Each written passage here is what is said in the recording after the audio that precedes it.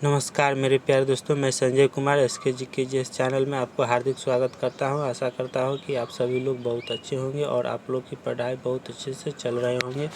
दोस्तों, आज हम लोग पढ़ने वाले हैं SK झा सर का सामान्य विज्ञान। यह बुक जो है सभी एग्ज़ाम के लिए अति महत्वपूर्ण बुक है। यह बुक 2024 की एडिशन है, यानी यह बुक अपडेटेड है और आने वाले सभी एग्ज़ाम के लिए बहुत ही इम्पोर्टेंट है। आज हम बुक की थर्ड पार्ट को पढ़ेंगे। ऐसे सेकेंड पार्ट को आज पढ़ाने वाले थे, लेकिन सेकेंड पार्ट को अभी नहीं पढ़ाएंगे। सेकेंड पार्ट को क्या करेंगे, लास्ट में पढ़ा देंगे। क्या करेंगे, लास्ट जिस दिन ख़त्म होगा उसके बाद लास्ट दिन में हम सेकेंड पार्ट को पढ़ा देंगे। आज हम थर्ड पार्ट को पढ़ाएंगे, ठीक है, जिसमें हम इस बुक में दिए गए बहुत सारे इम्पोर्टेंट टॉपिक को डिस्कस करेंगे और साथ ही क्वेश्चन बैंक को भी पढ़ेंगे। यह सभी टॉपिक को क्वेश्चन बैंक और आपको आने वाले सभी एग्ज़ाम के लिए बहुत ही इम्पोर्टेंट है, इसीलिए इसको हम लोग आज बहुत अच्छे से कंप्लीट करेंगे।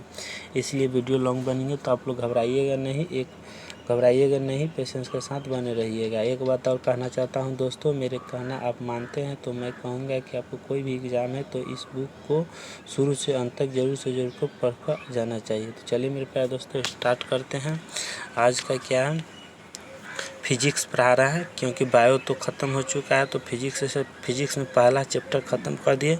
सेकेंड चैप्टर जो है दूसरा लेसन नहीं किए हैं, दूसरा लेसन लास्ट में कर देंगे, आप लोग को पढ़ा देंगे, ठीक है। तो तीसरा लेसन देखिए, तीसरा लेसन में क्या है, गति और वेग। क्या है, गति और वेग। तो क्या है, स्पीड वेलोसिटी। क्या है, स्पीड वेलोसिटी। तो चलिए स्टार्ट करते हैं। और स्टार्ट करने से पहले आप लोग को कहना चाहता हूँ मेरे प्यारे दोस्तों कि अगर आप लोग नए इस चैनल पर नए हैं और अभी तक आप लोग इस चैनल को सब्सक्राइब नहीं किए हैं तो प्लीज़ दोस्तों आप लोग इस चैनल को सब्सक्राइब करके बेल आइकन घंटे को दबाकर ऑल कर दीजिए, ताकि आपके पास पर डे नोटिफिकेशन पहुँचते रहें। तो चलिए, क्या है, दूरी और विस्थापन है। क्या है, दूरी और विस्थापन। डिस्टेंस एंड क्या, डिस्प्लेसमेंट। क्या, डिस्टेंस एंड डिस्प्लेसमेंट। डिस्टेंस मतलब क्या हो गया, दूरी हो गया, एंड मतलब और हो गया, और डिस्प्लेसमेंट मतलब विस्थापन हो गया, ठीक है। तो दूरी है, विस्थापन है। क्या है, विस्थापन है, और यहाँ से यहाँ जो चल रहा है ये क्या है, दूरी है, ठीक है। तो न्यूनतम दूरी जो है विस्थापन क्या डिस्प्लेसमेंट होता है। न्यूनतम दूरी क्या होता है, विस्थापन होता है। चलिए आगे, दूरी मतलब डिस्टेंस। किसी खास समय में चले गए पथ की कुल लंबाई को दूरी कहते हैं। किसी खास समय में चले गए पथ की कुल लंबाई को दूरी कहते हैं। नेक्स्ट, दूरी एक अदिश राशि है। दूरी एक क्या है मेरे प्यारे दोस्तों, अदिश राशि है। दूरी का एसआई मात्रक मीटर होता है। दूरी का एसआई मात्रक क्या होता है, मीटर होता है। आप लोग इससे परिचित होंगे, ठीक है। तो दूरी पढ़ ली है। दूरी के एक समझ गए ना कि दूरी की, आप समझ गए होंगे कि किसी खास समय में चले गए पथ की कुल लंबाई को दूरी कहते हैं, ये समझ गए। और दूरी एक क्या है, अदिश राशि है। क्या है, अदिश। सदिश और अदिश होता है तो अदिश राशि है। और दूरी का एसआई मात्रक क्या होता है, मीटर होता है, समझ गए। अब चलते हैं विस्थापन पर। विस्थापन पर आइए। विस्थापन क्या है, विस्थापन मतलब डिस्प्लेसमेंट है। न्यूनतम दूरी को विस्थापन कहते हैं। न्यूनतम दूरी, कम से कम दूरी को क्या कहते हैं, विस्थापन कहते हैं। और विस्थापन सदिश राशि है। विस्थापन क्या है, सदिश राशि है, ठीक है, समझ में आ गया। तो नेक्स्ट, विस्थापन का एसआई मात्रक मीटर होता है। विस्थापन का एसआई मात्रक क्या होता है मेरे प्यारे दोस्तों, मीटर होता है। नेक्स्ट, दूरी और विस्थापन का अनुपात हमेशा 1 से 12 या बराबर होता है। दूरी और विस्थापन का अनुपात हमेशा 1 से 12 या बराबर होता है। तो चलिए नेक्स्ट, दूरी बटा विस्थापन 1 होता है। तो दूरी बटा विस्थापन नॉट ग्रेटर देन 1 होता है, ठीक है। नेक्स्ट, नीचे दिए गए चित्र में दूरी और विस्थापन का अनुपात क्या होगा मेरे प्यारे दोस्तों। नीचे दिए गए चित्र में दूरी और विस्थापन का अनुपात क्या होगा। दूरी और विस्थापन का अनुपात क्या होगा। तो इसका दूरी और विस्थापन का देख लीजिए, यहाँ से यहाँ देख लीजिए 5 मीटर और इधर 5 मीटर है, ठीक है। और यहाँ से यहाँ इसका जो है 3 मीटर है और इसकी लंबाई जो है, इस चौड़ाई है, लंबाई है से इसका 4 मीटर है और इसको चौड़ाई 3 मीटर, इसका लंबाई 4 मीटर। इसको देख लीजिए यहाँ से, ठीक है। 3 मीटर, लंबाई 4 मीटर, फिर चौड़ाई 3 मीटर, फिर लंबाई 4 मीटर। आई लंबाई ये क्या है 10 मीटर हो गया, ये पूरा 5 मीटर और 5 मीटर, ठीक है। तो यहाँ से देखिए दूरी निकालिए कैसे निकलेगा। सोल्व क्या है, दूरी क्या है 4 + 3, दूरी निकालिए 4 है + 3 है, लंबाई ये है लंबाई, ठीक है। तो दूरी निकालेंगे ना, 4 + 3 + 4 + 3 यहाँ से निकला है, ऊपर से कहाँ से निकाला गया है, ऊपर से 4 + 3 + 4 + 3, ठीक है। तो बराबर कितना हो गया, 4 3 7 और 7 14 मीटर हो गया, दूरी निकला ना ऊपर से। 4 3 7 7 7 14 और विस्थापन क्या निकलेगा, तो 5 + 5 10 निकलेगा। विस्थापन कितना निकला, 5 5 10, ये विस्थापन हो गया, ठीक है। ये एकदम स्थित विस्थापन है, ये दूरी निकला, ये तय किया गया है ना, ये दूरी हो गया, ठीक है। तो चलिए आगे, तो अब फार्मूला लगाइए, दूरी बटा विस्थापन क्या होता है 14/10 हो जाएगा, ठीक है। तो काट पे क्या हो जाएगा 7/5, तो दूरी अनुपात विस्थापन, तो 7 = क्या हो गया 5 हो गया। आपका आंसर क्या हो जाएगा 7:5 आपका आंसर हो गया। समझ में आ गया आपका, है ना। चलिए आगे नेक्स्ट क्वेश्चन है कि अगर कोई गाय किसी वृत्ताकार पथ पर, कोई गाय जो है किसी वृत्ताकार पथ पर 2.1/2 चक्कर लगाती है ना, 2.1/2 चक्कर लगाती है, मतलब 2.5 बार चक्कर लगाती है, ठीक है, लगाती है, तो गाय द्वारा तय की गई दूरी और विस्थापन क्या होगा।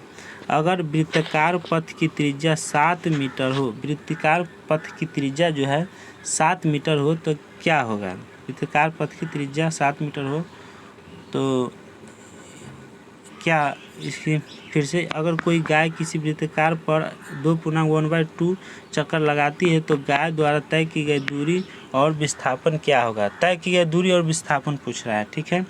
अगर वृत्ताकार पथ की त्रिज्या 7 मीटर हो तो विस्थापन कितना है, तो विस्थापन है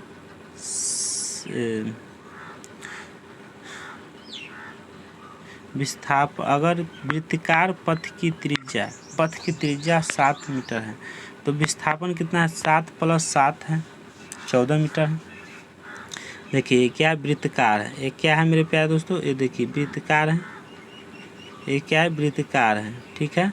वृत्ताकार है, यहाँ से यहाँ क्या है, ये जो है खींचा हुआ, यहाँ से यहाँ इसका 7 मीटर दिया हुआ, ठीक है, 7 मीटर त्रिज्या है, ठीक है। तो 7 मीटर त्रिज्या है तो विस्थापन क्या है 7 + 7 हो जाएगा, 2 भाग में 14 हो गया। और दूरी क्या हो जाएगा 2πr गुना 2.1/2 हो जाएगा, 2πr। इसका जो है दूरी निकालेंगे तो क्या हो जाएगा,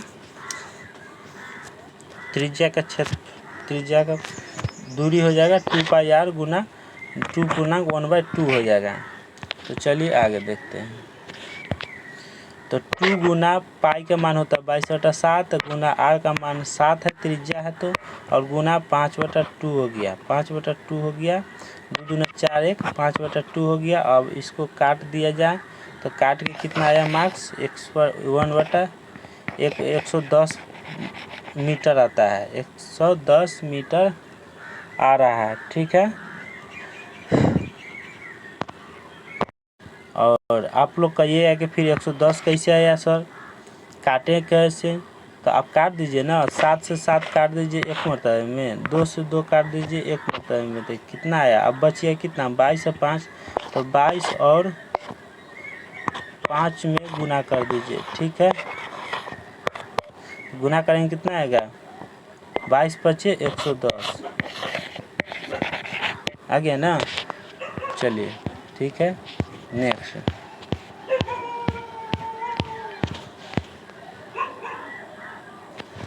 चलिए नेक्स्ट क्वेश्चन आइए।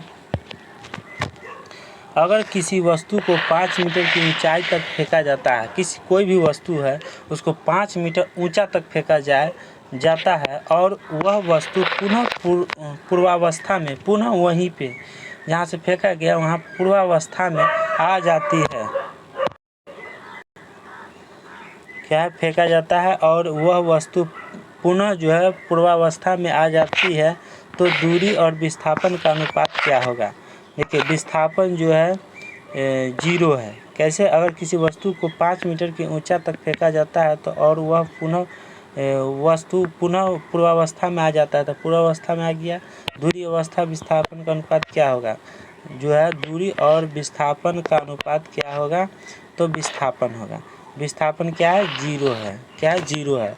और दूरी कितना है, तो दूरी 10 मीटर है। कितना है, 10 मीटर, क्योंकि 5 मीटर फेंका, 5 मीटर ऊंचाई गया और 5 मीटर आया, तो दूरी कितना है, 10 मीटर हो गया। दूरी 10 मीटर, विस्थापन 0 हो गया। क्या हो गया, 0 हो गया। ठीक है, तो अब 0 से 10 में भाग देंगे तो क्या आंसर आएगा, 0 आएगा।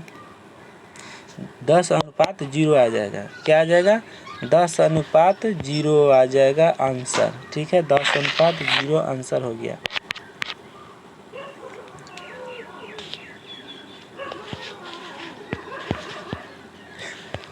चलिए आगे। एक पिंड द्वारा 23 मीटर त्रिज्या है, एक पिंड द्वारा 23 मीटर त्रिज्या तथा 144.51 मीटर परिधि वाले वृत्ताकार पथ पर एक चक्कर लगाता है, तो दूरी और क्या विस्थापन क्या होगा।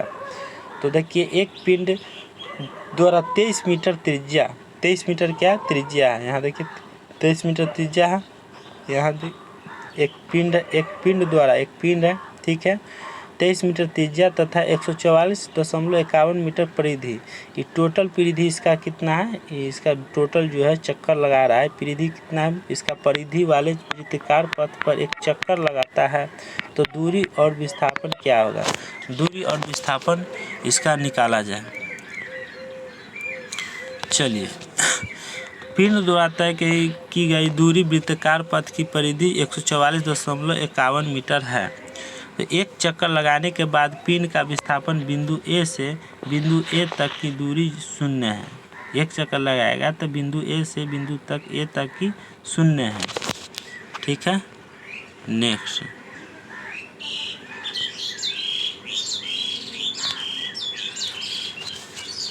अगला है कि दूरी तथा विस्थापन में अंतर। दूरी तथा विस्थापन में अंतर, द डिफरेंस, क्या difference between distance and displacement. Difference between क्या है, बिटवीन डिस्टेंस एंड डिस्प्लेसमेंट। दूरी तथा विस्थापन में अंतर। ठीक है, दूरी और विस्थापन।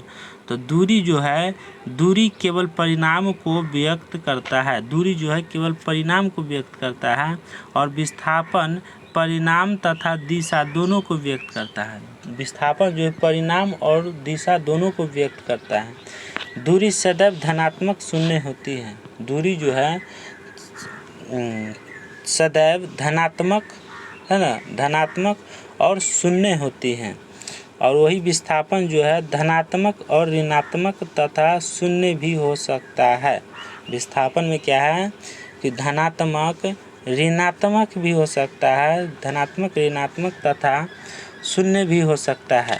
नेक्स्ट क्वेश्चन पर चलिए। अगला है कि यह जो है सदिश राशि है। दूरी जो है एक सदिश राशि है, लेकिन वही विस्थापन जो है एक सदिश राशि है। सॉरी, दूरी जो है अदिश राशि है और विस्थापन सदिश राशि है। ठीक है, समझ में आ गया। चलिए अब चलते हैं चाल के ऊपर। चलिए क्या है चाल, स्पीड। ठीक है, एकांक समय में तय की गई दूरी को चाल कहते हैं। एकांक समय में तय की गई दूरी को चाल कहते हैं। चाल बराबर दूरी बटा समय होता है। ठीक है, इसका एसआई मात्रक मीटर प्रति सेकेंड होता है। क्या होता है? मीटर प्रति सेकेंड होता है। और यह एक अदिश राशि है। क्या है? अदिश राशि है। नेक्स्ट क्वेश्चन, चाल क्या है? एक अदिश राशि है, याद रखिएगा।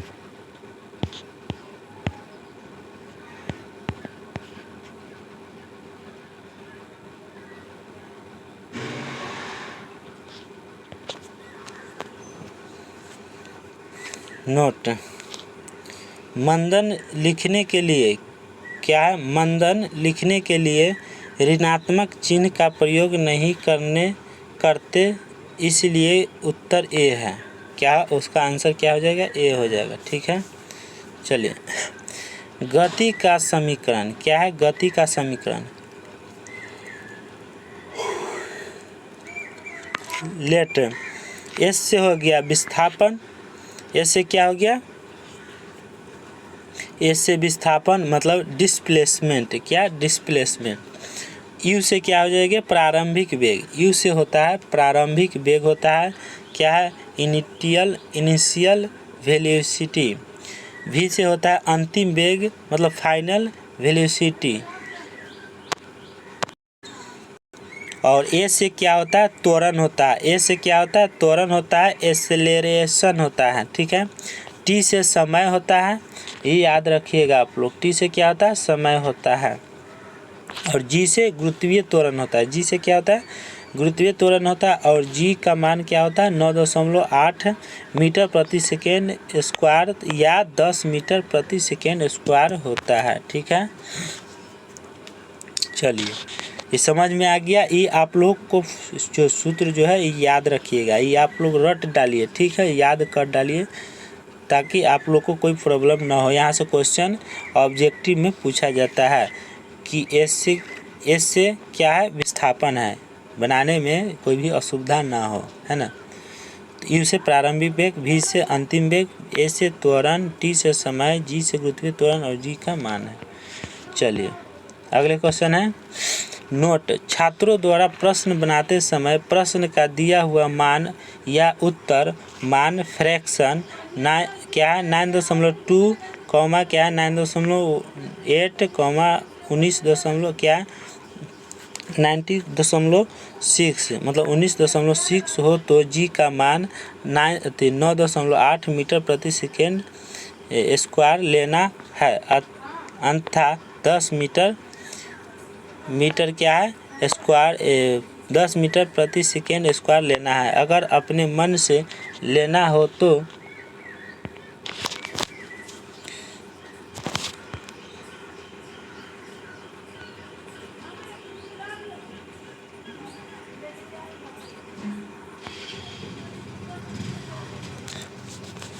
क्या गति है। तो यहाँ तक समझ गए हम लोग। गति में आते हैं। कहाँ है? गति में। गति में क्या है? गति दो भाग में बटा हुआ है, एक क्षैतिज है ना, एक उद्ग्रह है। क्षैतिज को इंग्लिश में कहते हैं हॉरिजॉन्टल और उद्ग्रह को कहते हैं वर्टिकल। क्या? वर्टिकल। तो हॉरिजॉन्टल और वर्टिकल। तो चलिए आगे चलते हैं। तो हॉरिजॉन्टल और वर्टिकल, तो वर्टिकल फिर दो भाग में बट गया है। कौन कौन भाग में है? नीचे से ऊपर और ऊपर से नीचे।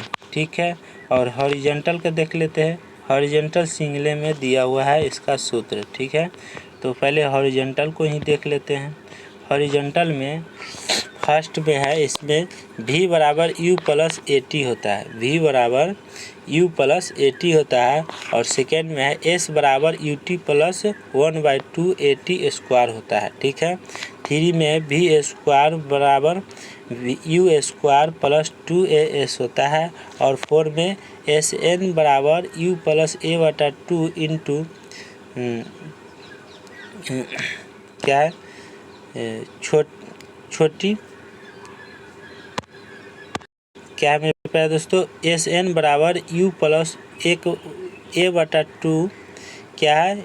a/2 और small bracket close 2n minus 1 small bracket small bracket 2 जो है small bracket open 2n minus 1 small bracket close इतना दिया हुआ है। तो चलिए अब चलते हैं अगले, क्या है वर्टिकल में। कहाँ वर्टिकल में चलते हैं तो देख लेते हैं, दो भाग में, एक नीचे से ऊपर है, एक ऊपर से नीचे है। तो नीचे से ऊपर वाला देख लेते हैं। a बराबर माइनस जी होता है, v बराबर u माइनस जी टी होता है, s बराबर U T minus 1/2 G T square होता है, v स्क्वायर बराबर यू स्क्वायर माइनस 2g होता है। और एक को होता है एस एन बराबर u माइनस जी बटा 2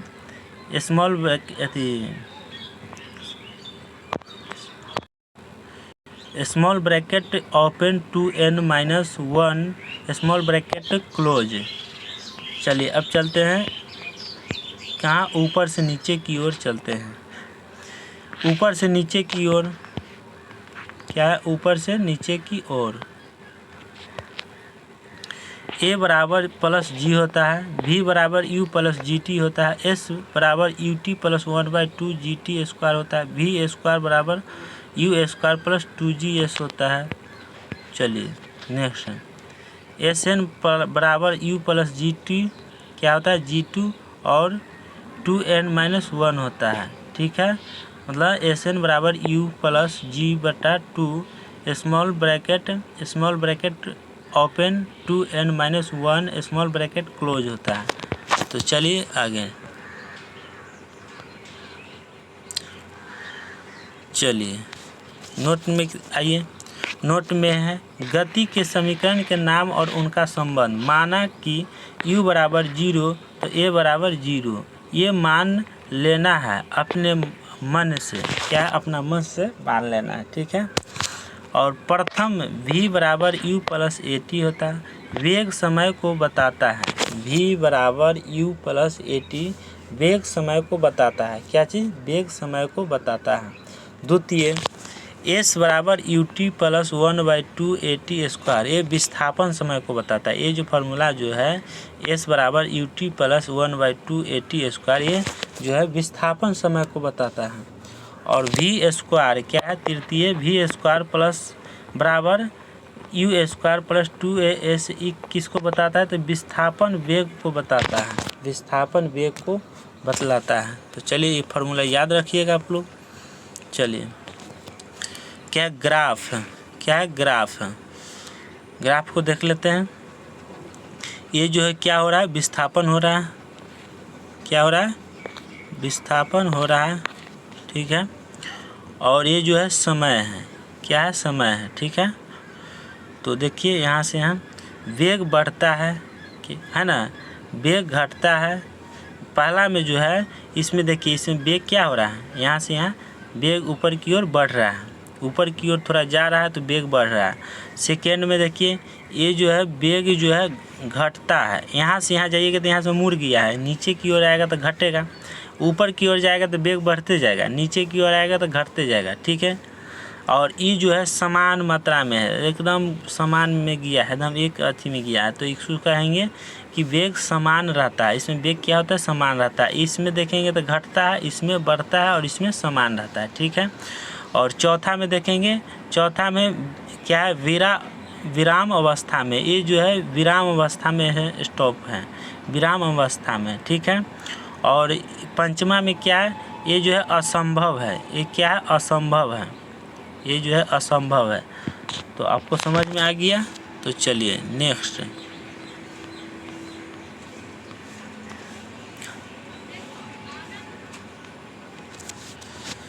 तो एक में क्या है, यहाँ देखिए एक में जो है यहाँ से यहाँ ऊपर की ओर जा रहा है तो त्वरण बढ़ेगा, क्योंकि यहाँ बढ़ रहा है। यहाँ क्या है, त्वरण बढ़ेगा, यहाँ त्वरण घटेगा, यहाँ घट रहा है ना, यहाँ त्वरण जो है एक समान रहेगा, है ना, त्वरण यहाँ एक समान रहेगा, क्योंकि यहाँ जो है सीधे जो है लाइन इसका जा रहा है, तो यहाँ एक समान त्वरण रहेगा, त्वरण घटेगा, यहाँ से यहाँ त्वरण घटेगा, यहाँ से यहाँ त्वरण बढ़ेगा। समझ में आ गया। तो एक में है त्वरण घटेगा अति बढ़ेगा, और दो में है त्वरण घटेगा, और तीन में है एक समान त्वरण एक समान रहेगा, और चौथा में क्या है, चौथा में आपको हो जाएगा एक समान वेग, एक समान वेग मिलेगा, यहाँ से यहाँ एक समान वेग है। समझ गया। और पंचमा में क्या है, ये असंभव है। क्या है मेरे प्यारे दोस्तों, ये असंभव है। ठीक है, ये असंभव है। ठीक है, आप लोगों को समझ में आ गया होगा। तो चलिए देखिए क्या क्वेश्चन है, यहाँ से यहाँ देखिए 40, 30, 20, 10 ये वेग है। ठीक है, और समय 5, 10, 15 ये वेग है, और ये वेग है, और ये क्या है, समय है, टाइम है। तो यहाँ से यहाँ देख लेते हैं 40 और 15, तो 15 सेकेंड में तय की गई दूरी क्या होगी। तो 15 सेकेंड में, यहाँ से यहाँ देखिए 15 सेकेंड में तय की गई दूरी क्या होगी। तो चलते हैं बनाते हैं।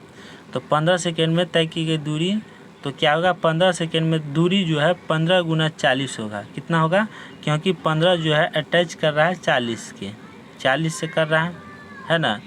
तो 40 से है तो 40 तो क्या होगा 300 मीटर हो जाएगा। 15 गुना 40 300 मीटर हो जाएगा। तो आप लोग समझ में आ गया होगा। चलिए देख लेते हैं 30, 20, 10 क्या है, 30, 20, 10 तो 5, 10, 15 क्या है, समय कितना है 5, 10, 15 यहाँ से यहाँ समय है, और क्या वेग है। तो चलते हैं। तो क्वेश्चन है कि 10 सेकेंड में तय की गई दूरी, तो 10 सेकेंड में तय की गई दूरी यहाँ है, तो ये कहाँ जाएगा, ये जाएगा 20 के ऊपर। कहाँ जाएगा, 20 के ऊपर जाएगा। तो 20 गुना 10 करेंगे तो कितना आएगा, 200। इसमें कैसे बनाया है, एक सेकेंड देख लेते हैं अच्छे से।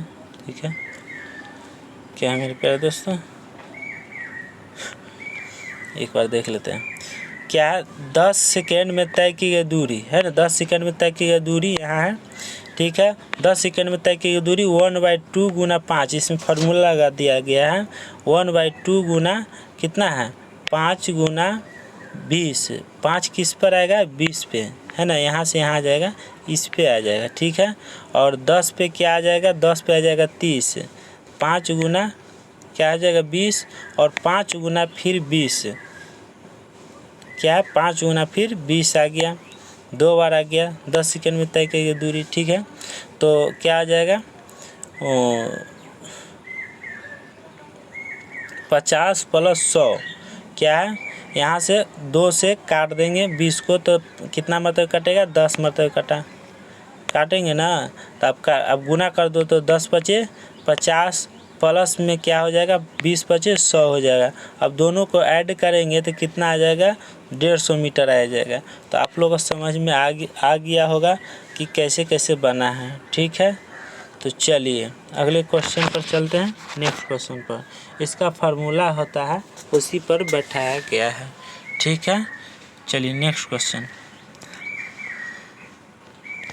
चलिए क्या है, नोट वेग समय ग्राफ में दूरी निकालने के लिए क्षेत्रफल निकालते हैं। क्या पहले निकालते हैं, क्षेत्रफल निकालते हैं। तो चलिए स्टार्ट करते हैं अगले क्वेश्चन पर। यहाँ तक तो हो गया था, और अब ऑब्जेक्टिव पर आते हैं। ऑब्जेक्टिव देख लेते हैं कितना क्वेश्चन है। तो कितना है टोटल क्वेश्चन, टोटल क्वेश्चन है आप लोग को 57। उसके बाद क्या है, न्यूमेरिकल है। क्या है, न्यूमेरिकल है। न्यूमेरिकल कितना है, न्यूमेरिकल भी बहुत ज़्यादा है ना, चौथा नंबर न्यूमेरिकल भी इसमें दिया हुआ है बहुत से ज़्यादा। ठीक है, तो चलते हैं ऑब्जेक्टिव देख लेते हैं।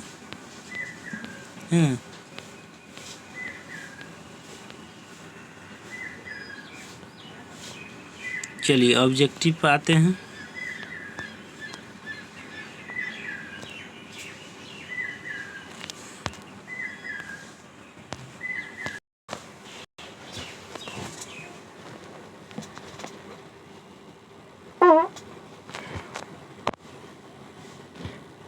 चलिए फर्स्ट क्वेश्चन क्या है, ऑब्जेक्टिव क्वेश्चन कराने जा रहा है। तो मेरे प्यारे दोस्तों, अगर आप लोग इस चैनल पर नए हैं और अभी तक इस चैनल को सब्सक्राइब नहीं किए हैं, तो प्लीज़ दोस्तों इस चैनल को सब्सक्राइब करके बेल आइकन घंटी को दबा के ऑल कर दीजिए, ताकि आपके पास पर डे नोटिफिकेशन पहुंच सके। तो चलिए पहला क्वेश्चन क्या है, किसी निर्दिष्ट दिशा में क्या है, किसी निर्दिष्ट दिशा में किसी वस्तु की गति को क्या कहा जाता है? तो ऑप्शन ए है गति, बी है विस्थापन, सी है वेग, डी है चाल। तो क्या कहा जाएगा? वेग कहा जाएगा। क्या कहा जाएगा? वेग कहा जाता है। क्या निर्दिष्ट दिशा में किसी वस्तु की गति को क्या कहा जाता है? गति को वेग कहा जाता है। नेक्स्ट, सेकेंड नंबर, किसी पिंड का वेग समरूप कहा जाता है। किसी पिंड का वेग जो है समरूप कहा जाता है जब वेग का सिर्फ मान नियत हो। बी में वेग की सिर्फ दिशा नियत हो, सी में वेग का मान और दिशा दोनों नियत हो, और डी में वेग का मान और दिशा दोनों परिवर्तनशील हो। तो आपका आंसर क्या हो जाएगा? सी हो जाएगा। क्या? सी हो जाएगा, वेग का मान और दिशा दोनों नियत हो। नेक्स्ट क्वेश्चन,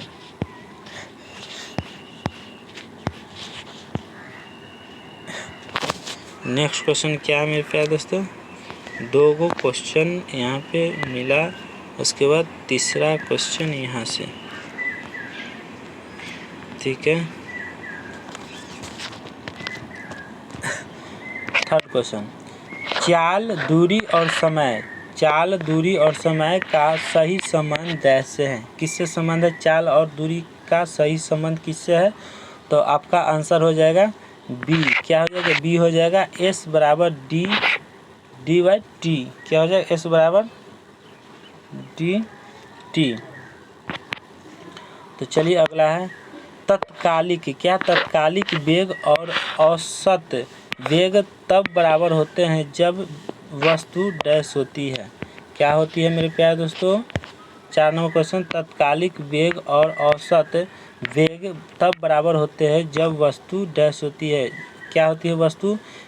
वस्तु जो है में एक समान त्वरण हो, एक वृद्धि में चल रहा हो, सी डैश में परिवर्तन, क्या परिवर्ती त्वरण हो, डैश में त्वरण जो है शून्य हो। तो आंसर हो जाएगा डी। क्या हो जाएगा? बराबर होते हैं जब वस्तु में शून्य त्वरण हो। तो त्वरित क्या है? तत्कालिक वेग और औसत वेग बराबर होते हैं। चलिए नेक्स्ट क्वेश्चन, आपका आंसर डी हो गया। 5 नंबर क्वेश्चन हो जाएगा, किसी पिंड का विस्थापन समय के समानुपाती, किसी पिंड का विस्थापन समय के समानुपाती पाया जाता है। पिंड का क्या पाया जाता है? तो वेग समरूप पाया जाता है। ए आंसर, वेग समरूप पाया जाता है। नेक्स्ट क्वेश्चन, मुक्ता अवस्था। क्या? मुक्ता अवस्था में गिरते हुए एक पिंड द्वारा तय की गई दूरी समानुपाती होती है। मुक्ता अवस्था में गिरते हुए एक पिंड द्वारा तय की गई दूरी समानुपाती होती है। क्या होती है? आपका आंसर क्या हो जाएगा? सी हो जाएगा, गिरने के समय का वर्ग। गिरने के समय का वर्ग होगा सी। नेक्स्ट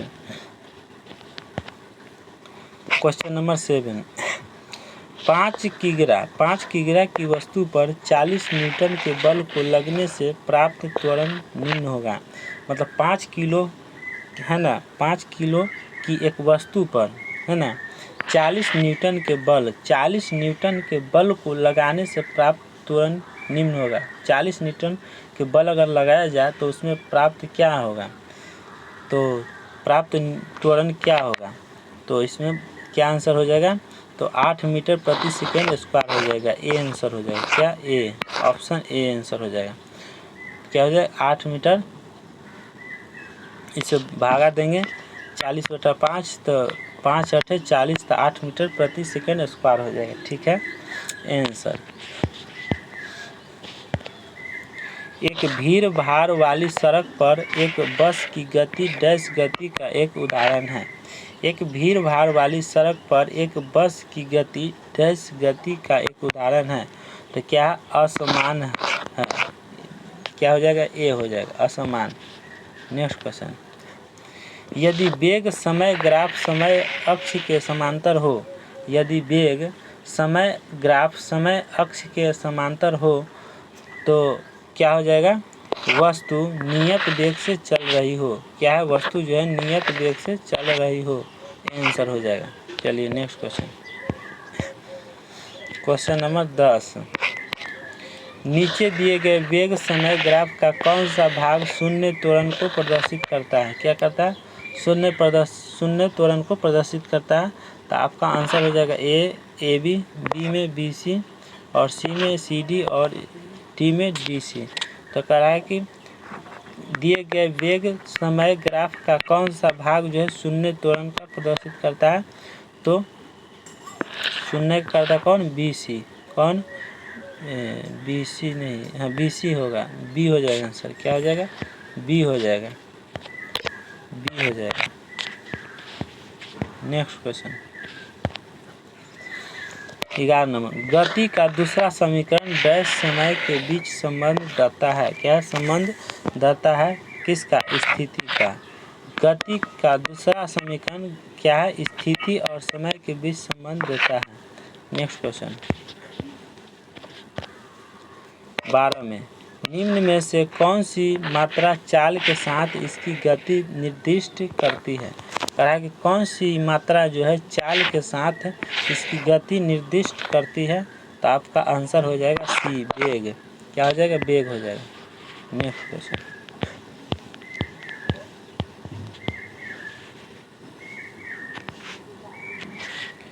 चलिए 13 में, एक निश्चित दिशा में बढ़ रही वस्तु की गति को वैज्ञानिक शब्दावली में किस पद के रूप में जाना जाता है? किस पद के रूप में जाना जाता है? तो वेग के रूप में जाना जाता है। ये आंसर।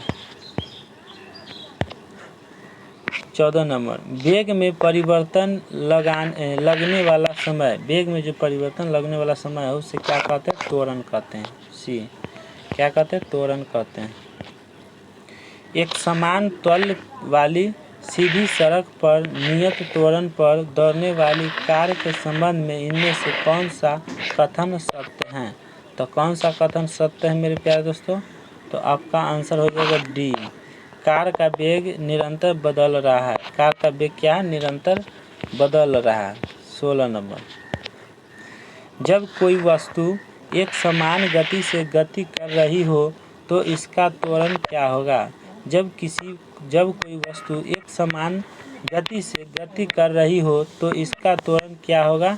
तो इसका हो जाएगा शून्य हो जाएगा। क्या हो जाएगा? एक समान से कर रही तो शून्य हो जाएगा, सी हो जाएगा। नेक्स्ट क्वेश्चन 17 नंबर, डैश का उपयोग एक वस्तु की समग्र गति का वर्णन करने और किसी दिए गए समय पर इसकी प्रारंभिक स्थिति के संदर्भ में अंतिम स्थिति का पता लगाने के लिए किया जाता है।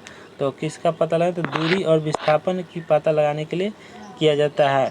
डैश का उपयोग एक वस्तु की समग्र गति का वर्णन करने और किसी दिए गए समय पर इसकी प्रारंभिक स्थिति के संदर्भ में अंतिम स्थिति का पता लगाने के लिए क्या दूरी और विस्थापन का प्रयोग किया जाता है। नेक्स्ट क्वेश्चन, अगले क्वेश्चन है, वेग और समय का गुणनफल प्रदान करना। क्या है? वेग और समय का गुणनफल प्रदान करना क्या कहलाता है? विस्थापन कहलाता है। क्या कहलाता है प्यारे दोस्तों? विस्थापन कहलाता है। नेक्स्ट क्वेश्चन 19 नंबर, यदि किसी वस्तु द्वारा तय की गई दूरी शून्य है तो वस्तु का विस्थापन कितना होगा? तो वस्तु का विस्थापन हो जाएगा मेरे प्यारे दोस्तों शून्य हो जाएगा। क्या हो जाएगा? शून्य हो जाएगा।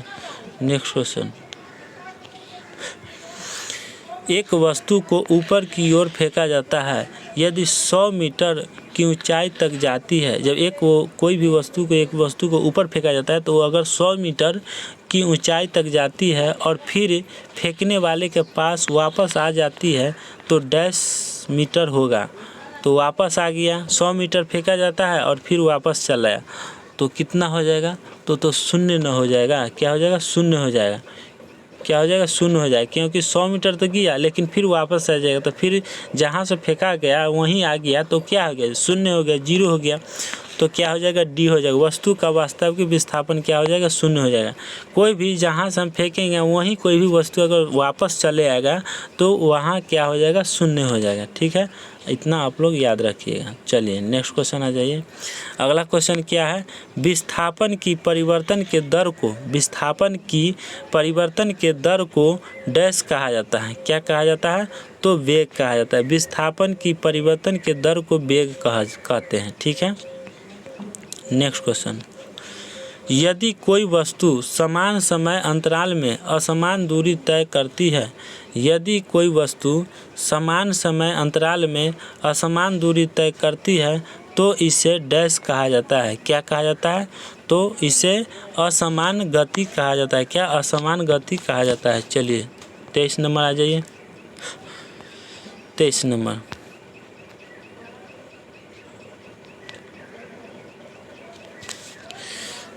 में है कि निरंतर शक्ति प्रदान करने वाली किसी मशीन के द्वारा कोई पिंड एक सरल रेखा में चलाया जाता है तो t सेकेंड में पिंड द्वारा तय की गई दूरी निम्न के समानुपाती होता है। क्या है कि निरंतर शक्ति प्रदान करने वाली किसी मशीन के द्वारा कोई पिंड एक सरल रेखा में चलाया जाता है, t सेकेंड में पिंड द्वारा तय की गई दूरी निम्न के समानुपाती होगी।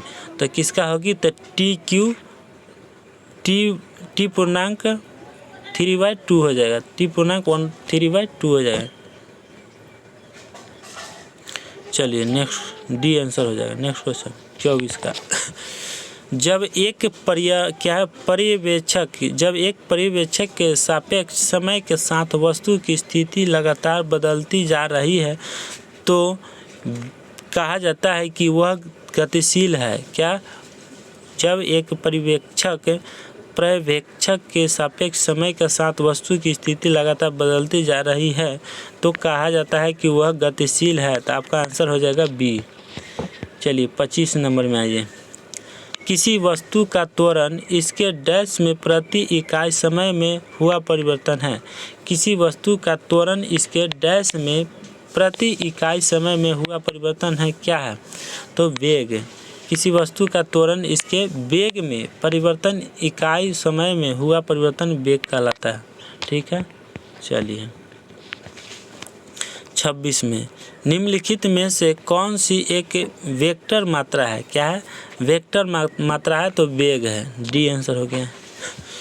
चलिए नेक्स्ट क्वेश्चन, फ्रेम 27 नंबर में, फ्रेम के संदर्भ में जो समय का फंक्शन है एक वस्तु की स्थिति में परिवर्तन की दर क्या है, उसे क्या कहा जाता है, तो उसे वेग कहा जाता है। फ्रेम के संदर्भ में जो समय का फंक्शन एक वस्तु की स्थिति में परिवर्तन की दर है उसे क्या कहते हैं, तो वेग कहते हैं। नेक्स्ट क्वेश्चन 28 में क्या है, 28 में, समय के साथ किसी वस्तु का वेग दिखाने वाले ग्राफ को क्या कहा जाता है। समय के साथ किसी वस्तु का वेग दिखाने वाले ग्राफ को क्या कहा जाता है, तो वेग समय ग्राफ कहा जाता है। क्या, वेग समय ग्राफ कहा जाता है। नेक्स्ट क्वेश्चन 29 नंबर, शून्य त्वरण का अर्थ है। शून्य त्वरण का क्या अर्थ है, तो आंसर हो जाएगा वस्तु का वेग स्थिर होता है। शून्य त्वरण का अर्थ है वस्तु का वेग स्थिर होता है। नेक्स्ट क्वेश्चन आ जाए, कितना है, 30 नंबर, धनात्मक त्वरण का अर्थ डैश है। धनात्मक त्वरण का अर्थ क्या है, वस्तु का वेग बढ़ जाता है। क्या होता है, वस्तु का वेग बढ़ जाता है। सी आंसर हो जाएगा। चलिए अगला है 31 नंबर, गति का द्वितीय समीकरण है। गति का द्वितीय समीकरण क्या है, तो s बराबर ut प्लस 1/2 at² होगा। डी हो जाएगा।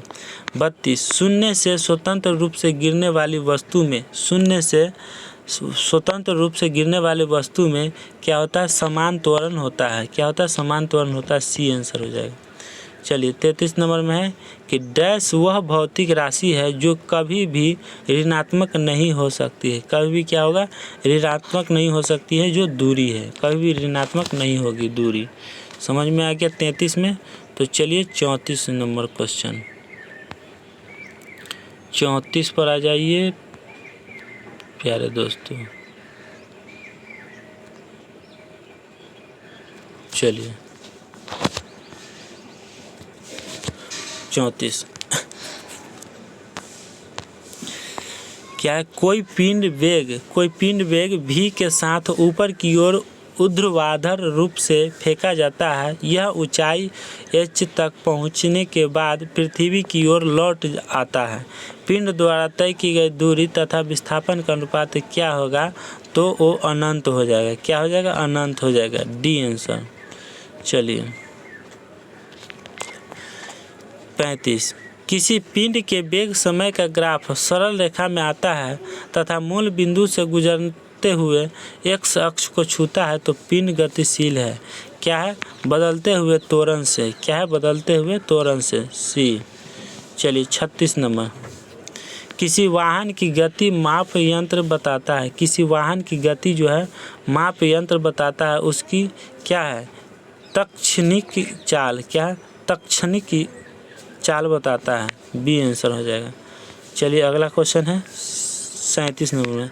एक समान त्वरण पर गति के समीकरण में कौन सा समीकरण सही है? एक समान त्वरण पर गति के समीकरण में कौन सा समीकरण सही है? तो आपका आंसर हो जाएगा बी। क्या हो जाएगा? बी। v बराबर u प्लस at हो जाएगा। Next question 38 number. एक पिंड u वेग से ऊर्ध्वाधर रूप से एक फर्श से टकराकर क्या है? टकराता है तथा उसी गति से उछलता है। गति में परिवर्तन होगा। गति में क्या होगा? -2u होगा परिवर्तन। Next question.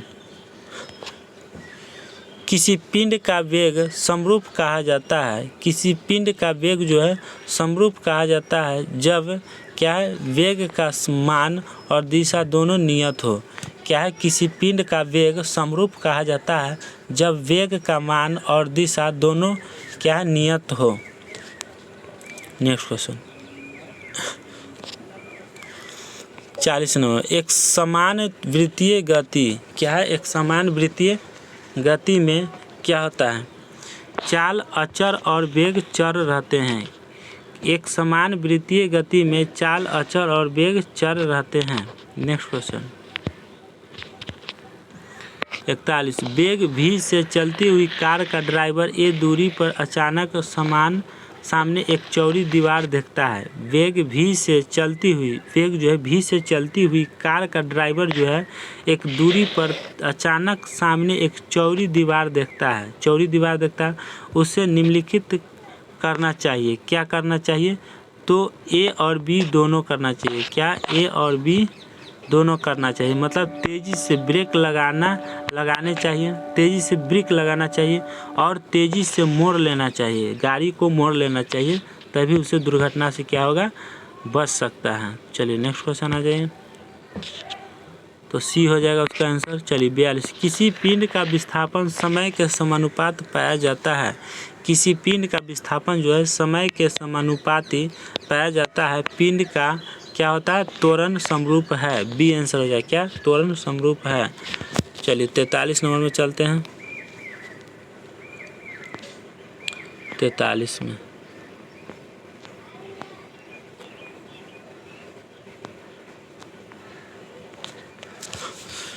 43 में है, मुक्तावस्था में गिरते हुए एक पिंड द्वारा तय की गई दूरी समानुपाती होती है। मुक्तावस्था में गिरते हुए एक पिंड द्वारा तय की गई दूरी समानुपाती होती है किससे? पिंड की मात्रा की, गिरने की समय की और गिरने के समय के वर्ग का। तो आंसर सी हो जाएगा।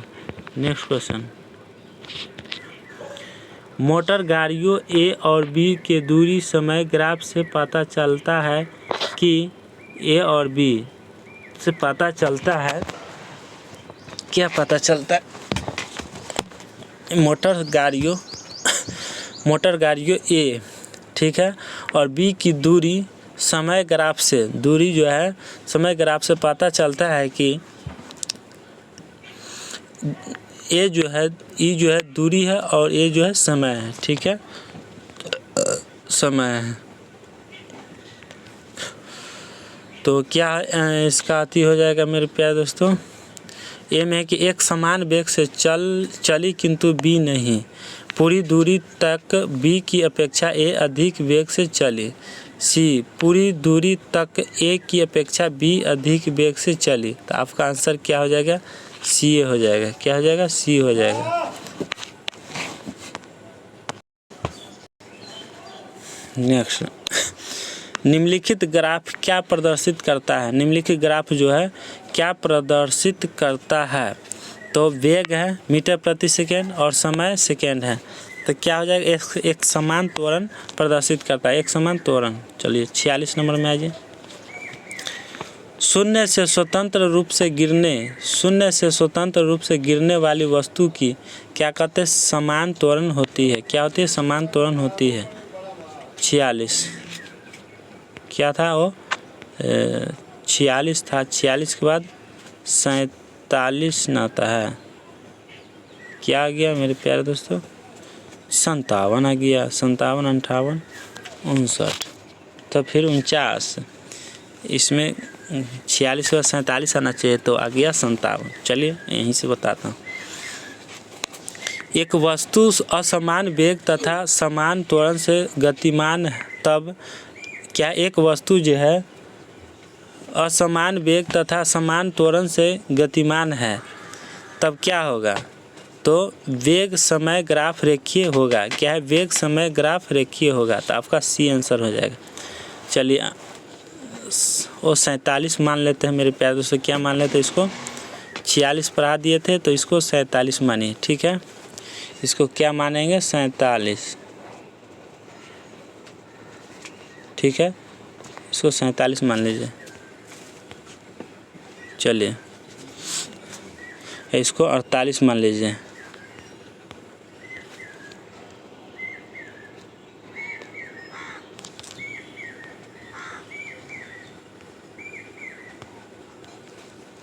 इसको क्या माने? 48। ठीक है, पिंड का त्वरण प्रदर्शित करता है। पिंड का जो है त्वरण वो प्रदर्शित करता है किससे? तो d²s/dt²। आपका आंसर हो जाएगा बी हो जाएगा। चलिए 49 में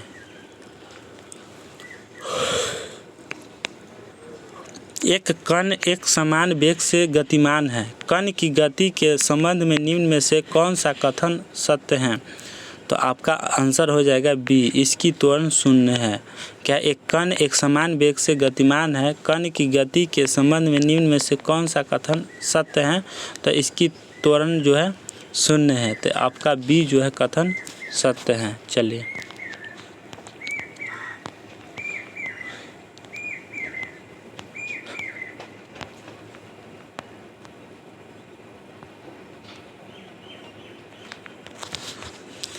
पचास में आइए। एक समान वेग से क्या है? एक समान वेग से क्या है?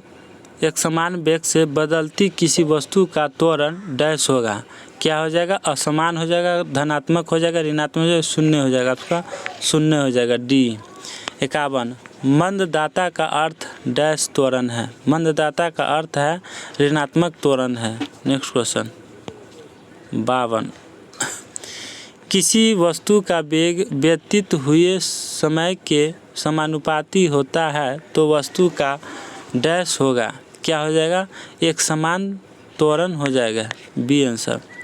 53 में डैश एक वस्तु की प्रति इकाई समय में वेग में परिवर्तन की माप है। डैश जो है एक वस्तु की प्रति इकाई समय में वेग में परिवर्तन की माप है, तो किसकी है? त्वरण की, सी आंसर। त्वरण की माप है। चलिए एक साइकिल स्थिर त्वरण में एक साइकिल स्थिर त्वरण से चलायमान है। पीछे के पहिए पर घर्षण बल है। पीछे के पहिए पर क्या है? घर्षण बल है, तो क्या है? पक्ष दिशा में। किस में? पक्ष दिशा में, सी हो जाएगा। नेक्स्ट क्वेश्चन है 55 नंबर। यदि वेग समय ग्राफ समय अक्ष के समांतर हो तो गति होती है। गति क्या होता है? एक समान होती है। नेक्स्ट क्वेश्चन 56 समान त्रिज्या की एक लोहे को गेंद और लकड़ी की गेंद को निर्वात में h ऊंचाई से गिराया जाता है। दोनों को पृथ्वी तक पहुंचने में लगा समय कितना लगा? बिल्कुल समान होगी, बिल्कुल समान लगता है, मतलब एक बराबर होगा। 57 में आ जाइए। एक समान त्वरित गति के लिए वेग समय ग्राफ होता है। वेग समय ग्राफ क्या होगा? ए सरल रेखा हो जाएगा। क्या हो जाएगा? सरल रेखा हो जाएगा। तो चलिए मेरे प्यारे दोस्तों, न्यूमेरिकल क्वेश्चन बनाने चलते हैं। टाइप 1 पे चलते हैं। कहाँ? टाइप 1 से स्टार्ट करते हैं। चलिए नेक्स्ट क्वेश्चन है टाइप 1 न्यूमेरिकल क्वेश्चंस। v बराबर u प्लस AT, s बराबर UT प्लस 1/2 AT स्क्वायर, ये सूत्र है। v स्क्वायर बराबर u स्क्वायर प्लस 2s और sn बराबर u प्लस 1/2 स्मॉल क्या है small bracket open 2n-1 small bracket close. ठीक है, तो चलिए क्वेश्चन पर आ जाइए। क्वेश्चन क्या है? किसी वस्तु का नियत त्वरण 10 मीटर प्रति सेकेंड स्क्वायर है तथा प्रारंभिक वेग 100 मीटर सेकेंड है। कितने समय बाद इसका वेग दुगना हो जाएगा? किसी वस्तु का नियत त्वरण जो है नियत 10 मीटर प्रति सेकेंड स्क्वायर तथा प्रारंभिक वेग 100 मीटर, प्रारंभिक वेग है 100 मीटर स्क्वायर है, 100 मीटर प्रति सेकेंड है। कितने समय बाद इसका वेग जो है दुगना हो जाएगा? ये जो है वेग इसका दुगना हो जाएगा। तो ए बराबर क्या हो गया? 10 मीटर। ए बराबर क्या हो जाएगा? 10 मीटर हो जाएगा। ठीक है, और ए बराबर 10 मीटर हो गया और यू बराबर 100 मीटर। यू क्या वेग है और भी क्या हो जाएगा? 200 मीटर हो जाएगा, है ना। इसका वेग जो है दुगना हो जाएगा। दुगना क्या हो जाएगा? 100 मीटर का 200 मीटर। तो टी समय निकालना है, तो टी क्या हुआ? टी समय। तो वी बराबर वेग u प्लस AT, क्या u प्लस AT, तो 200 वेग है। क्या है? वेग 200 है और u जो है त्वरण जो है u त्वरण प्लस AT 10 t, त्वरण 10 है तो 100 प्लस a जो है त्वरण जो 10 है 10 t हो जाएगा। तो 200, तो इन्हें 100 प्लस 10, तो इधर हो गया 100, इसमें कट गया। क्या हो जाएगा? 100 से 100 इसमें माइनस, तो 100 बराबर क्या हो गया? 10 t हो जाएगा। ठीक है, अब t बराबर क्या हो गया? 10 से 10 दाई 100, 10 दाई 100, तो 10 सेकेंड हो जाएगा। क्या हो जाएगा? 10 सेकेंड हो जाएगा आपका आंसर। समझ में आया? Next question, next numerical. ये हो गया पहला न्यूमेरिकल था। अब सेकेंड न्यूमेरिकल।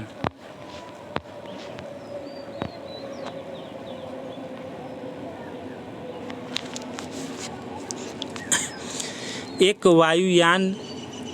वायुयान धावन पथ से 100 मीटर प्रति सेकेंड के वेग से उड़ान भरता है। 100 मीटर प्रति वेग से उड़ान भरता है।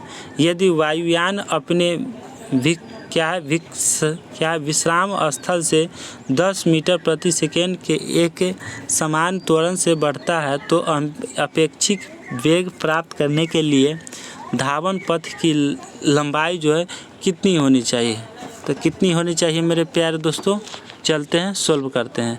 तो ए बराबर कितना है? त्वरण जो है इसका 10 मीटर है ना, और 10 मीटर प्रति स्क्वायर है, और एस जो है वाट है, वी है विस्थापन, यू प्लस 2as है, और वी बराबर 100 मीटर स्क्वायर है ना। वी जो है 100 मीटर, वेग जो है 100 मीटर सेकेंड है। चलते हैं मेरे प्यारे दोस्तों अगले, और v बराबर 0 है तो क्या हो जाएगा? v स्क्वायर है तो इसमें हो जाएगा 100 स्क्वायर करेंगे और 0 जो है इसका 0 हो जाएगा। ठीक है, और प्लस 2 क्या हो जाएगा? 2 और गुना 10, यहाँ से 10 लेंगे। ठीक है, 10 जो है प्रति मीटर सेकेंड स्क्वायर है तो 10 लेंगे और गुना s, तो 100 गुना 100 प्लस 10 गुना 20 s। ठीक है, तो अब आ जाएगा 100 गुना 100 तो 200, तो यहाँ से काट दो, एक में 20 25 100, तो 100 25 500, तो S बराबर 500 मीटर आंसर हो गया। कितना हो गया? 500 मीटर आंसर हो गया। थर्ड क्वेश्चन चलते हैं। अगला क्वेश्चन, अंतिम भाग में शून्य होने वाली एक बार 1 मीटर सेकेंड स्क्वायर समान त्वरण के साथ 2 मिनट के लिए चलती है। कार द्वारा प्राप्त गति ज्ञात करें। क्या ज्ञात करेंगे मेरे प्यारे दोस्तों? तो आपका क्या हो जाएगा? गति के प्रथम समीकरण से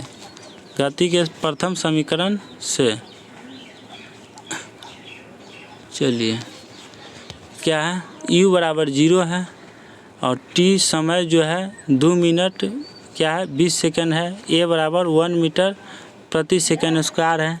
v है u प्लस at है और v 0 प्लस 1 गुना 120, v बराबर 120 मीटर सेकेंड है। ठीक है, तो यहाँ तक आप लोगों को समझ में आ गया। तो आपका आंसर क्या हो जाएगा? आंसर हो जाएगा बी, 120 मीटर प्रति सेकेंड -1 हो जाएगा। बी आंसर हो जाएगा। तो आपका आंसर यही निकला। ठीक है,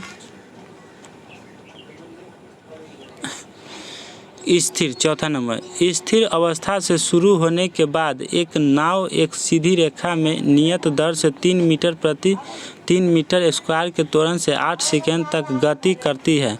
इस समय के दौरान नाव द्वारा तय की गई कुल दूरी ज्ञात कीजिए। तो कितना दूरी होगा मेरे प्यारे दोस्तों? तो सी को निकालते हैं। क्या है? सोल्व है। s बराबर ut प्लस 1/2 at स्क्वायर, चूँकि u बराबर 0 है। क्या है? u बराबर 0 जो है, क्या है मेरे प्यारे दोस्तों? 0 है। 0 और a बराबर 3m प्रति सेकेंड स्क्वायर, t बराबर 8 सेकेंड। तो 0 प्लस 1/2 गुना 3 गुना 64 होगा। ठीक है, तो इसको काट दीजिए, 2 से काट दीजिए इसको। तो 32 गुना 64, तो 32 से गुना कर दीजिए 3 में, तो क्या हो जाएगा? 96 मीटर हो जाएगा। क्या हो जाएगा? 96 मीटर हो जाएगा। यदि एक ट्रॉली, कहाँ तक बना दिए? चौथा तक हो गया, पंचमा क्वेश्चन। ठीक है, यदि एक ट्रॉली विराम अवस्था से 2 मीटर प्रति सेकेंड स्क्वायर के त्वरण से गतिमान होती है तो 4 सेकेंड बाद उसका वेग क्या होगा? यदि एक ट्रॉली विराम अवस्था से 2 मीटर प्रति सेकेंड के त्वरण से गतिमान होती है तो 4 सेकेंड बाद उसका वेग क्या होगा? तो क्या है मेरे प्यारे दोस्तों? तो सोल्व है। त्वरण जो है ए होता है जो 2 मीटर प्रति सेकेंड स्क्वायर है। 2 मीटर प्रति सेकेंड स्क्वायर त्वरण है। ठीक है, और अंतिम वेग जो भी है वो अंतिम वेग है, तो v बराबर वाट है, यहाँ कुछ नहीं है, लेकिन समय t 4 सेकेंड दिया गया है। और प्रारंभिक वेग क्या है? प्रारंभिक वेग u जो है 0 है। क्या है? प्रारंभिक वेग जो है 0 है। तो सूत्र के अनुसार v बराबर u प्लस at से, तो v बराबर 0, तो 2 गुना 4 क्या है?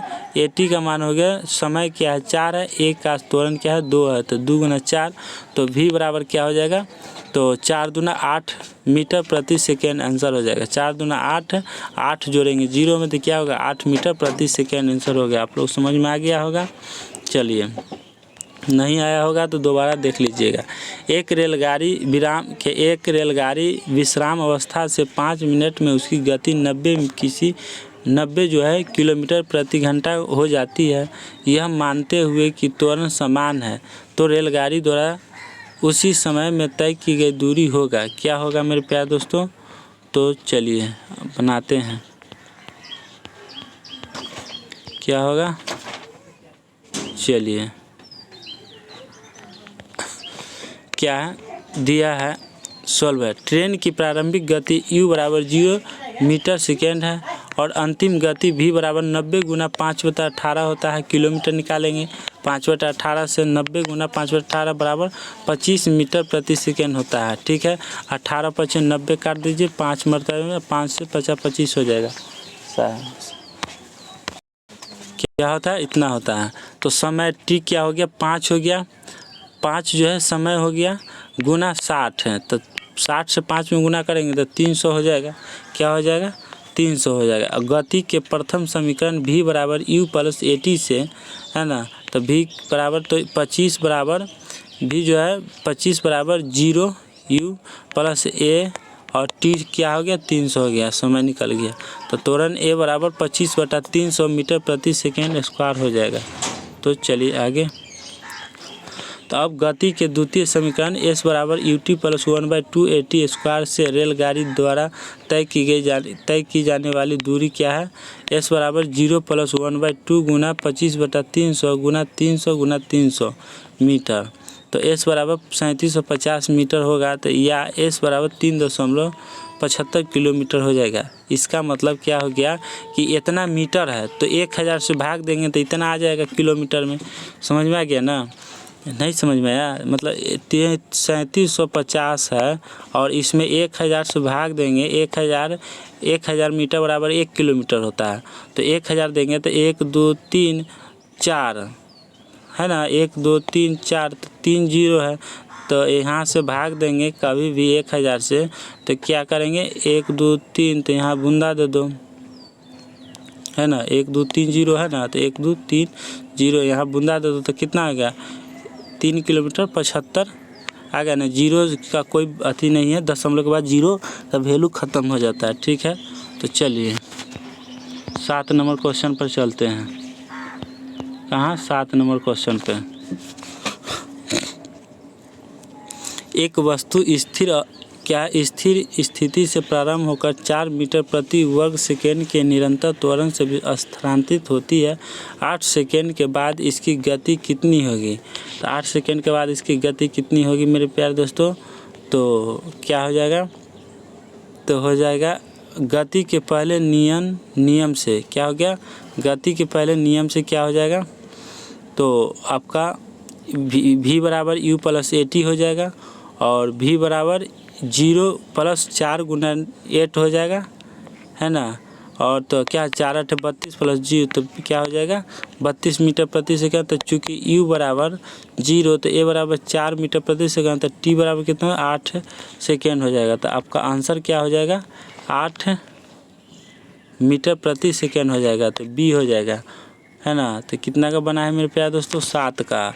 और छठा का यहाँ आया इतना आंसर। तो यहाँ जो है ऑप्शन में आप लोग मार लीजिएगा 3 दशमलव कहाँ है ऑप्शन में देख लीजिए एक बार 3.75 किलोमीटर। तो आपका डी आंसर हो जाएगा। ठीक है, इसमें भी अगर छूट गया होगा तो आप लोग ए मार लीजिएगा 8 मीटर प्रति सेकेंड 8 मीटर स्क्वायर छूट गया होगा तब। ठीक है, 96 तो बता ही दिए आपको, है ना, 96 बता ही दिए होंगे कि सी हो जाएगा। तो यहाँ तक फिर हम बता दिए। ठीक है, तो चलिए 7 तक बता दिए हैं। अब आते हैं 8 नंबर क्वेश्चन पे। कहाँ 8 नंबर, चलिए। एक कार 5 सेकेंड में 1 मीटर प्रति सेकेंड के एक समान त्वरण से चलकर 5 मीटर प्रति सेकेंड से 10 मीटर प्रति सेकेंड की गति से चल रही है। इस समय में कार द्वारा तय की गई दूरी ज्ञात करें। क्या है, एक कार है, उस 5 सेकेंड में 1 मीटर प्रति सेकेंड के एक समान त्वरण से चलकर 5 मीटर प्रति सेकेंड से 10 मीटर प्रति सेकेंड की गति से चल रही है। इस समय में कार द्वारा तय की गई दूरी ज्ञात करें। कार द्वारा जो तय की गई दूरी है उसको ज्ञात करना है। तो सॉल्व करते हैं। दिया है समय t जो है समय है जो 5 सेकेंड है। t क्या है समय 5 सेकेंड दिया गया। a जो है त्वरण है, a जो है 1 मीटर प्रति सेकेंड स्क्वायर है। और v जो है प्रारंभिक वेग है जो 5 मीटर प्रति सेकेंड है। और v2 अंतिम वेग होता है। v1 प्रारंभिक वेग होता है, v2 अंतिम वेग होता है। तो प्रारंभिक वेग क्या हो गया 5 मीटर प्रति सेकेंड, अंतिम वेग हो गया 10 मीटर प्रति सेकेंड। और अंतिम वेग परिवर्तन u बराबर v2 माइनस v1 बराबर 10 माइनस 5 बराबर क्या हो जाएगा 5 मीटर प्रति सेकेंड हो जाएगा। ठीक है, यहाँ तक हो जाएगा। तो गति विषयक द्वितीय नियम से, गति जो है गति विषयक द्वितीय नियम से, तो s बराबर ut प्लस 1/2 at स्क्वायर। तो 5 जो है 5 गुना 5 प्लस 1/2 है ना, और गुना 1 गुना 25 बराबर 37.5 आंसर हो गया। ठीक है, आप लोग समझ में आ गया होगा। तो चलिए, तो मेरे प्यारे दोस्तों न्यूमेरिकल क्वेश्चन जो भी क्वेश्चन अब बच गया है, ज़्यादा टाइम नहीं लेंगे, 1 घंटा से ऊपर वीडियो हो गया है। तो आप लोग को कहना चाहता हूँ मेरे प्यारे दोस्तों कि जो भी क्वेश्चन न्यूमेरिकल बच गया है उसको हम क्या करें, बाद में पढ़ा दें या अभी पढ़ा दें? आप लोग कमेंट बॉक्स में कमेंट करके बतलाइए क्या करना है।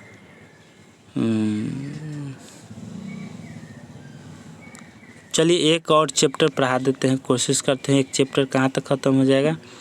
15 तक ख़त्म हो जाना चाहिए। क्या 15 तक ख़त्म हो जाना चाहिए कि इसको बाद में ही करा दें? जैसा आप लोग कहिएगा वैसा कर देंगे, ठीक है। तो न्यूमेरिकल क्वेश्चन है, छोड़िए, चलिए बाद में कराएंगे, ठीक है।